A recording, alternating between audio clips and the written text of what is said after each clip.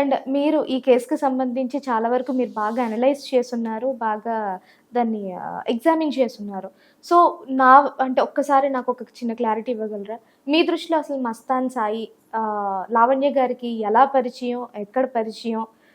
అసలు వాళ్ళిద్దరి మధ్య ఉన్న రిలేషన్ ఆల్రెడీ అందరికి అర్థమైపోయింది. బట్ మీరేమనుకుంటున్నారు? అసలు ఎలా పరిచయం అయ్యి ఉంటాడు? ఎక్కడ పరిచయం అయ్యి ఉంటాడు? ఎందుకంటే ఆవిడ ఇప్పటివరకు మస్తాన్ సాయి గారి గురించి అడుగుతున్న ప్రతిసారి ఇప్పటివరకు ఆవిడ సరైన క్లారిటీ ఇప్పటివరకు ఇవ్వలేదు. ఈవెన్ మీరు చెప్పిన ఆడియోకి సంబంధించి కూడా ఒక ఫన్నీ కన్వర్జేషన్ అండ్ అది నాకు రాజ్ తరుణే నేర్పించాడు. అలా ఫ్లర్టింగ్ ఈజ్ హెల్దీ అని తనే నేర్పించాడు. నేను నేర్చుకున్నాను అని చెప్పారు. బట్ అసలు మీరేమనుకుంటున్నారు? మస్తాన్ సాయి ఎవరు? ఎక్కడి వాడు? తనకి ఎలా పరిచయం? అసలు వీళ్ళిద్దరి మధ్య రాజ్ తరుణ్‌కి లావణ్యకి మధ్యలో ఈ మస్తాన్ సాయి ఎందుకు వచ్చాడు అని మీరు అనుకుంటున్నారు? సో వీళ్ళందరూ గుంటూరు బ్యాచ్. అయితే మస్తాన్ సాయి నేను తెలుసుకుంది ఏంటంటే he is an IIT Kharagpur graduate and he's ఒక తనకి సొంత ఫర్మ్ కూడా ఏదో ఉంది అండ్ ఈ dreams big about going to America and all. అయితే ఇతను ఈవిడికి ఎలా ఇంట్రడ్యూస్ చేశాడు అంటే ఈవిడ రాజ్ తరుణ్తో 2016-17లో బ్రేకప్ అయిపోయి మూవ్ ఆన్ అయిపోయింది.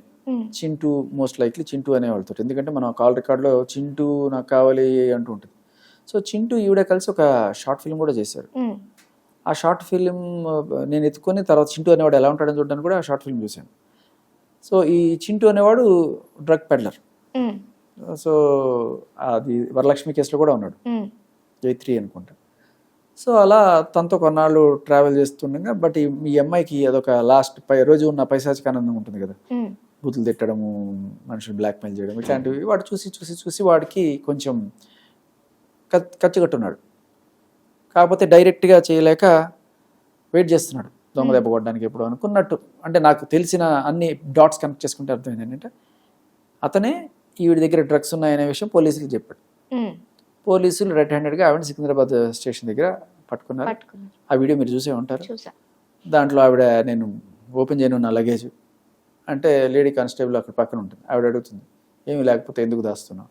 లేదు లేదు మా అమ్మ నాన్న వాళ్ళు రావాలి. అదేంటా సెక్యూరిటీ చెక్లో ఎయిర్పోర్ట్లో ప్రతిసారి మీ అమ్మ నాన్న వస్తారా? ఏదైనా ఆఫీసర్ ఓపెన్ చేయమంటే ఓపెన్ చేయాలి, సింపుల్.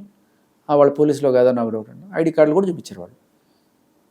సో తర్వాత బయటకు తీసుకెళ్లారు, ఓపెన్ చేశారు. అంటే అక్కడ ఎందుకు ఓపెన్ చేయలేదు, బయట ఎందుకు ఓపెన్ చేశారు మనకు డౌట్ రావచ్చు. పెద్ద మనుషుల సమక్షంలో ఓపెన్ చేస్తారు, ఎందుకంటే రేపు ఇదంతా పోలీసులే పెట్టారు అనే సాక్ష్యం ఉండకుండా క్లియర్ కట్గా ఉండడానికి కోసం పెద్ద మనుషుల సమక్షంలోనే దాన్ని ఓపెన్ చేస్తారు. దాంట్లో ఓ డాక్టర్, ఓ పెద్ద మంచి గవర్నమెంట్ ఉద్యోగులు ఎవరో ఉంటారు, వాళ్ళందరి సమక్షంలో చూడండి ఓపెన్ చేస్తున్నాం, లేకపోతే నా బంగారం పోయింది దాంట్లో వాళ్ళు తీసేసుకున్నారని కూడా పెట్టచ్చు. సో అలాంటివి ఉండకుండా అలా జరుగుతుంది. జరిగిన తర్వాత they found 5 grams of meth, 4 grams, మొత్తం 5 grams తెచ్చానండి, అందులో 1 gram కన్జ్యూమ్ చేసాము అండ్ 4 grams దొరికింది అని చెప్పుకొచ్చారు. That as per narcotics 22B section అది 10 ఏళ్ల వరకు శిక్ష పడే నేరం. సో ఆ రకంగా ఆవిడని బుక్ చేసి రిమాండ్కి పంపించారు. బెయిల్ ఇవ్వరు, దాంట్లో 45 రోజులు జైలు. తర్వాత బయటకు వచ్చింది. తర్వాత బయటకంటే అది బెయిల్ అప్లై చేసుకుంటే వచ్చింది, తర్వాత ట్రయల్ చేస్తారు. ఆ ట్రయల్లో ఏది తేలుతుంది అనేది. సో ఇప్పుడు ఆ ట్రయల్కి ఇవన్నీ కూడా యాడెడ్. ఓకే, అంటే మస్తాన్ సాయి సో ఈ చింటూ అనేవాడు ఉన్నాడు కదా, ఈ చింటూకి ఏదో గుంటూరు సర్కిల్లో అలా మస్తాన్ సాయి పరిచయం, ఏదో డీజేకో ఏదో అడిగినప్పుడు అలా పరిచయం అన్నట్టుగా తెలిసింది. సో ఆ మస్తాన్ సాయిని మెల్లగా ఈవిడికి పరిచయం చేశాడు. పరిచయం చేస్తే వీళ్ళిద్దరి మధ్య ప్రేమ గురించింది. ఇద్దరు చట్టపటాలు వేసుకొని తిరిగారు. ఆయన ఇంటికి ఈవిడ పోవడం, ఈవిడ ఇంటికి ఆయన రావడం. అదే రాజ్ తరుణ్ ఇంట్లోనే, కింద వీళ్ళు కాపురం ఉండేవాళ్ళు, పైన రాజ్ తరుణ్ ఉండేవాళ్ళు.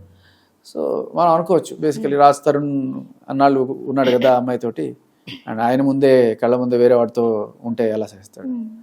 ఈ బేసికలీ ఒక మెచ్యూరిటీ లెవెల్స్ అనేవి ఉంటాయి. ఒకసారి బ్రేకప్ అయిపోయిన తర్వాత నువ్వు ఎవరితో ఉన్నా that's not none of my business, అలాగే నేను ఎవరితో ఉన్నా కూడా none of your business. That should be the spirit.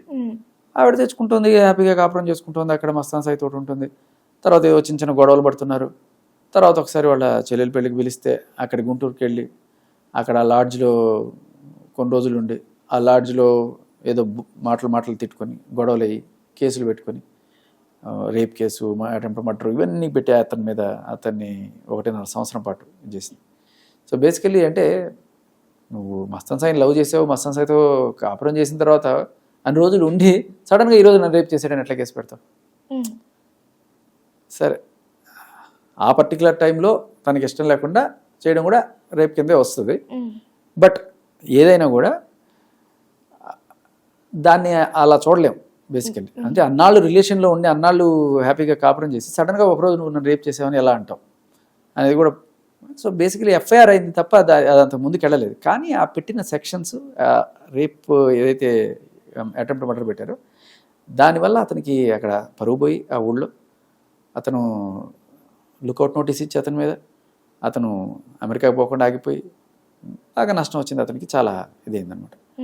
Literally వాళ్ళ మీద మళ్ళీ లవర్స్ ఏదో కొట్టుకున్న ఆ కూడా రాసుకోవాలి. అంతేగాని అది కూడా ఇవి ఇంత బూతులు తిడితే ఎవరికో ఇప్పుడు అందరు రాస్తారులాగా పురుషోత్తములు ఉంటారు కదా, కొంతమంది కొడతారు, కొంతమంది దొంగ దెబ్బ కొడతారు. చింటూ ఇందాక ఎలా అయితే పట్టించి అమ్మాయ నేను కసి తీర్చుకున్నాను అనుకున్నా తను గట్టిగా మొహం మీద కొట్టాడు. సో అలా వాళ్ళిద్దరి మధ్య ఆ గొడవ అక్కడతో ఆగకుండా మళ్ళీ ఇక్కడికి వచ్చి హైదరాబాద్లో షీ టీమ్స్లో మస్తాన్ సాయి మీద కేసు పెట్టి నా మస్తాన్ సాయి నాకు ఇప్పించండి, నా మొగుడు నాకు ఇప్పించండి. సేమ్ ఇదే పోరాటం అప్పుడు మస్తాన్ సాయి కోసం. కాకపోతే మస్తాన్ సాయి సెలబ్రిటీ కాదు కాబట్టి మనకు తెలియదు. అంటే రాజ్ తరుణ్ గారు భయపడి ఉండొచ్చు. ఎందుకు అంటే మీరు అన్నట్టు తన పేరు పోతుంది, ఎందుకంటే ఒక హీరోగా మంచి గుర్తింపు ఉంది కాబట్టి ఇండస్ట్రీలో. కానీ ఒకే ఇంట్లో వేరే ఒక అతనితో ఉన్నా కూడా ఆయన మాట్లాడలేనంత ఇదిగా ఉన్నారా? మనందరికీ అదే సర్ప్రైజ్ అమ్మా.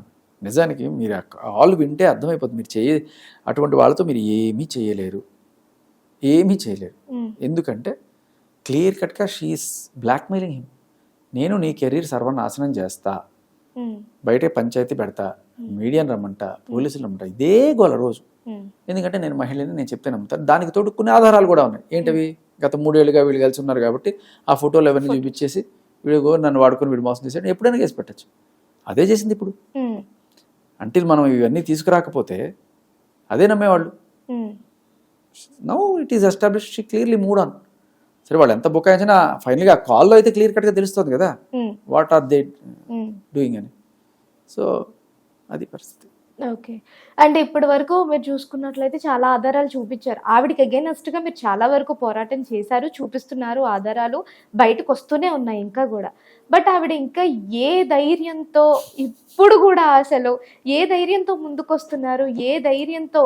అండ్ పోలీసులు కూడా ఆవిడకి అంటే ఒకటి పంపించినట్టున్నారు. మీరు పెట్టిన కేసులకు సంబంధించి అవి నిరూపించలేకపోతే, ఆధారాలు చూపించలేకపోతే దీన్ని ఒక తప్పుడు కేసుగా మేము డిక్లేర్ చేస్తాం, అంటే న్యాయస్థానం నుంచి మేము పర్మిషన్ తీసుకొని డిక్లేర్ చేసేస్తాం తప్పుడు కేసులు అని. అంటే అసలు నిజంగా ఇంత జరుగుతున్నా కూడా అలా డిక్లేర్ చేసిన తర్వాత ఏం చేయాలంటే ప్రతి అబ్బాయి కూడా గుర్తుపెట్టుకోవాల్సింది 211 అని ఒక సెక్షన్ ఉంది ఐపీసీ, రైట్? నో బిఎన్ఎస్లో 248 అయితే అది పెట్టాలి. ఎవరన్నా మన మీద తప్పుడు కేసు పెట్టి చేస్తే వాళ్ళ మీద మనం కనుక అది తప్పుడు కేసు పెడితే 10 ఏళ్ళ వరకు జైలు. సో ఇట్లాంటివి చెయ్యకపోతే ఇలా తప్పుడు కేసులు పెట్టుకుంటూనే పోతుంటారు. కేసులు పెట్టడం, డబ్బులు గుంజడం, కేసులు పెట్టడం, బెదిరించడం, కేసులు పెడతానని బెదిరిస్తుంది, పెట్టి డబ్బులు గుంజడాలి. ఇవన్నీ కూడా జరుగుతూనే ఉన్నాయి మన సొసైటీలో. నిన్నగాక మొన్న కర్ణాటకలో ఒక ఆవిడ 8 మంది మీద ఇప్పటిదాకా 498 కేసు పెట్టిందట. అంటే గృహహింస, వేధింపులు ఇవన్నీ కూడా. 8 మంది భర్తలు. కేసు పెట్టడం, డబ్బులు గుంజడం, కేసు పెట్టడం, డబ్బులు గుంజడం. ఒకటి 6 నెలలు ఉంటుంది, గొడవ పెట్టుకుంటుంది, 498 తర్వాత సెటిల్మెంట్ అయిపోయింది, మళ్ళీ 6 నెలలు ఉంటుంది, ఇదే పని. మంచి బిజినెస్ కదా, అది పరిస్థితి. ఓకే. దీంట్లో మీకు సంబంధించి ఎలాంటి స్వార్థం లేదంటారా? నాకా? లేదమ్మా, నేను మంచివాడిని, నిజంగా మంచివాడిని. అంటే ఇప్పుడు రాజ్ తరుణ్ గారు హీరో కాబట్టి మీరు పోరాటం చేస్తున్నారు. రేపు ఎవరో ఒక సామాన్య అంటే మిడిల్ క్లాస్ అబ్బాయి కూడా ఇలాంటి ఒక ఇబ్బందినే ఫేస్ చేస్తుంటే ఆ అబ్బాయికి కూడా ఇలానే వెళ్ళి ఇలానే ఆధారాలు సేకరించి ఇలానే పోరాటం చేస్తారా? ఎంతమందికి చేయగలనమ్మా? ఒకళ్ళు ఇద్దరు, ఇప్పుడు నాకు కనీసం ఒక 20 మంది ఇలాంటి బాధితులు నాకు లిస్ట్లో ఉన్నారు. వాళ్ళకి చేద్దాం అనుకున్నా కూడా ఇప్పుడు ఈ ఇంటర్వ్యూల హడావిడిలో నేను వాళ్ళు ఇన్ని ఫైల్స్ ఇవన్నీ పంపిస్తున్నారు, అవన్నీ స్టడీ చేయడానికి నాకు టైం పడుతుంది. అండ్ అన్నిటికంటే నేను చెప్పేది ఏంటంటే, మీరు అడిగారు కాబట్టి మీడియా ముఖ్యంగా మన ప్రాబ్లమ్స్ మనమే సాల్వ్ చేసుకోవాలి. మీకు కొన్ని విధానాలు చెప్తాను, బట్ నా దగ్గరికి వచ్చిన వాళ్ళకి నా టైంలో నేను కొంత కేటాయించి చేస్తున్నాను. అదేంటంటే ఎప్పుడైనా సరే ఒక అమ్మాయి మీ మీద ఇట్లాంటి కేసు పెట్టడానికి ట్రై చేస్తే మీరు ఫస్ట్ గమనించాల్సింది ఏంటంటే ఆ అమ్మాయి ఇంటి పేరు, ఆ అమ్మాయి పేరు అండ్ అలాగే అమ్మాయి ఆధార్ కార్డు, వీటిని బేస్ చేసుకొని మీరు పోలీస్ డేటాబేస్లో సెర్చ్ చేస్తే ఆ అమ్మాయి ఇలాంటి కేసు ఇంకెవరి మీదైనా పెట్టిందా అని కనుక మీరు తెలుసుకోగలిగితే మీరు చాలా ఈజీగా ఆ కేసు నుంచి బయటపడిపోవచ్చు. సో ఈ అమ్మాయికి ఇదే పని, కేసులు పెట్టడం, తప్పుడు కేసులు పెట్టడం ఈ అమ్మాయి పని మనం చెప్పి ప్రూవ్ చేస్తే ఈజీగా బయటపడిపోవచ్చు. సో ఇలా నేను 100 మందికి చెప్పను. నాకు ఇంకా ఇదేంటంటే ఇంతకన్నా బెటర్ ఆప్షన్ చట్టం మార్చేస్తుంది. ఇక్కడ 100 మందికి చెప్పడం కన్నా అక్కడ ఢిల్లీకి వెళ్ళి ఈ చట్టాన్ని మార్పించగలిగితే లక్షల మందికి, కోట్ల మందికి హెల్ప్ చేసిన వాళ్ళం అవుతాం కదా. ఒక్క దెబ్బతోటి ఇవన్నీ సెట్ అయిపోతాయి. చేయాల్సింది ఏంటి? 498 అని బ్యాన్ చేయాలి. 493 అనేది అరాచకమైన సెక్షన్. అదేంటమ్మా, ఇప్పుడు అమ్మాయి అబ్బాయి ప్రేమించుకున్నారు, అమ్మాయి ఎప్పుడైనా సరే బ్రేకప్ చెప్పి వెళ్ళిపోతే ఈడు అడగడానికి లేదు. అంటే పెళ్లి చేసుకుందామని ఇద్దరు అనుకున్నారు, ఒకరోజు అమ్మాయికి ఏదో మంచి సంబంధం వచ్చింది, అమ్మాయి బ్రేకప్ చెప్పేసి వెళ్ళిపోతే ఏం అడగకూడదు. అదే అబ్బాయి బ్రేకప్ చెప్తే ఆ అమ్మాయి కేసు పెడితే 10 ఏళ్ళు జైలు శిక్ష అంటే ఎంత దారుణం. ఉంటే ఇద్దరికి సమానంగా ఉండాలి, లేకపోతే ఉండకూడదు. అది అలాంటి సెక్షన్స్ ఇవన్నీ కూడా మార్పించుకోవాలి. మార్పించుకుంటే ఇక్కడ ఈ కేసులన్నీ నేను సాల్వ్ చేయక్కర్లేదు, అదొక్కటి మార్పిస్తే చాలు. అర్థమైందా? వర్టికల్ గా ఒక్కటి కొడితే హారిజెంటల్ గా అన్ని అయిపోతాయి. దానికి మనం చేయాల్సింది ఢిల్లీలో కూర్చొని పార్లమెంట్ ముందు ధర్నా చేయాలి. ఇక్కడ కూర్చున్నా మనం ఇంత వాగిన ఏం ఉండదు. కాకపోతే ఈ వాగుడు వల్ల ఒక ఉపయోగం ఉంది. ఇలా చూసి ఇలా బాధకు గురైన వాళ్ళు, లేదు నాలాగా ఇంకొకటి కాకూడదు అనుకునే వాళ్ళు, ఇన్స్పైర్ అయిన వాళ్ళు, మగ జాతికి నిజంగా అన్యాయం జరుగుతుంది అనుకునే వాళ్ళు, కనీసం అటు చేరి ఇటు చేరి నేను ఒక 100 ఇంటర్వ్యూలు ఇస్తే కనీసం ఒక 100 మంది నా వెనకాల వచ్చారనుకోండి, తీసుకెళ్ళి అక్కడ కూర్చుంటా, పని అయిపోద్ది. అంతే.